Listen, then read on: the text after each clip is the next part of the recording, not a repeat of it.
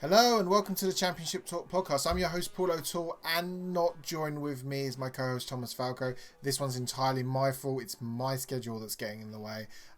Thomas, I believe, had even done the notes, so I do apologise. However, we was not going to be able to record until after the midweek fixtures as things stood, and we wanted to go through the weekend's games. So, first of all, let me start. Since the international break, there's been a whole host of news. And again, Thomas will have his say and opinion on what's gone on because he's got an interesting view on one of these cases. But we're going to start with Reading. So Reading were deducted 6 points, with a further 6 points suspended until the end of next season after omitting breaches in the profit and sustainability rules. Effectively, 18.8 million over the £39 million threshold over a 3-season period, so 27-28. 2017 to 18, 18 to 19, 19 to 20, and they had losses of 57.8 million, which is quite incredible when you think of a championship club over that period of time racking up losses of nearly 60 million. It's incredible. That's losses. So that's, you spend this much, your income is this much, and that amount is above 50. Yeah, it's 60.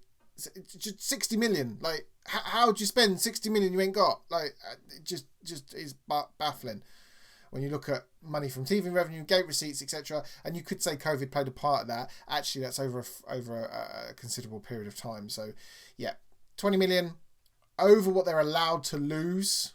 So they're allowed to lose 40 million. So, you know, missed by a lot, I suppose. The reason that's frustrating, it kind of really, the Reading have also signed Andy Carroll on a short-term contract. Pay as you play, paying for free. Anyway, it's a lot of money to lose, and the reason that the EFL have come down so heavily on Reading, and Reading have no right to appeal. They are hit with a 6-point penalty straight away. Do not pass go. Any further breaches, and it will be another 6-point penalty immediately. The reason that is because we're going to talk about Derby, who are, you know, they're in administration. Administrators are always going to say, "Yep, you know, we're close to find a buyer." Absolutely, because that's our job. We're never going to admit that the worst could happen and the club could cease to exist. They've got to look and find a buyer and make that club as attractive as possible. So they were deducted further 9 points through breaches of the profitability and sustainability under former owner Mel Morris. So that takes their total points deduction this season to 21 points. With a further suspended 3 points. I mean, why bother? Why not just do it all at once? Like, why suspend it? Like, it's frustrating, and Reading are being hit with the penalty, and the reason these penalties are being imposed and the profitability and sustainability rules are there is to protect is to prevent what's happening at Derby, and that is a club in administration, a club on the brink of going out of existence. Let's not undersell this. Let's not sugarcoat this. This club could go out of existence. Derby County, they are even Thomas as a Nottingham Forest fan would say that if Derby County would go out of existence, that would be a travesty of football. That cannot be allowed to happen. That would be on a scale of what happened to Rangers. That's the scale. That's the historic nature of Derby County and how well supported that club is. And that's, you know, the reason Reading are being hit with such harsh sanction, and the reason that the EFL are taking really strict action is to prevent these losses. And COVID played a part. Let's be perfectly honest. COVID played a massive part in. No one predicted the loss of income. No one predicted the continued effect. No one predicted that. But when you look at the way the profitability and sustainability rules are worked over a number of seasons, not just one season in isolation, COVID played a big part, but not a whole part. These clubs were living beyond their means anyway. And Derby's situation is just tragic. They win at the weekend. I'll go through the games, but yeah, they win at the weekend. They're on 0 points. And they've had 21 points deducted. They sit on 0 points. They would have been 16th. And they have a better goal difference than every team up until 14th. And that's not fair on the Derby fans. The Derby fans that have followed, and the 18 games that have been played effectively have been pointless. So if you're a Derby fan and you've gone and watched your team win at the weekend, that's effectively brought them back to where they were at the start of the season before the points deduction. I commend those Derby fans for going and seeing their team, because right now I can't imagine what that's like. And we're not here to pile in on Derby. That's not,